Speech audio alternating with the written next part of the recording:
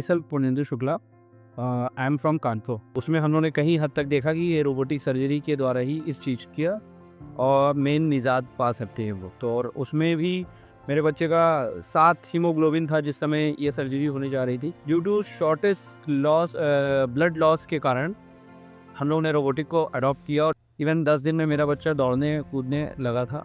पूरा staff and Medanta team well supported थी। Everything is okay. नमस्कार, मैं doctor Amisha, paediatric urologist and Vedanta Lucknow.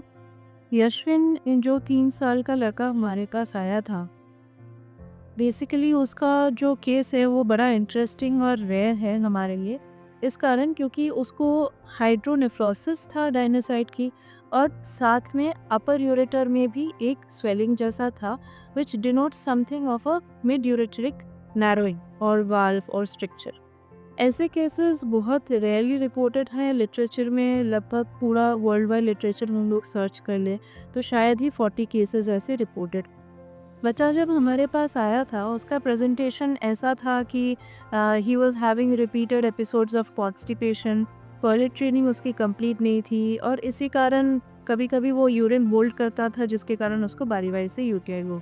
तो इस time, since all of his symptoms were also pointing towards bladder bowel dysfunction, which is basically the scenario where a child is constipated और उसके कारण वो urine hold करता है, and all of this vicious cycle of UTI starts.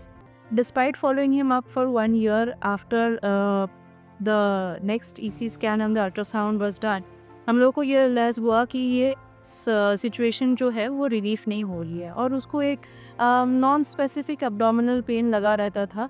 So depending on these findings that he was not being completely relieved, we decided to do a robotic surgery for him and relieve the obstruction that was persisting. So right now post surgery the child is doing very well. Weight gain जो है वो भी ठीक ठाक हो रही है, and he is more playful and active. इन बच्चों में robotic should be the norm in 2025.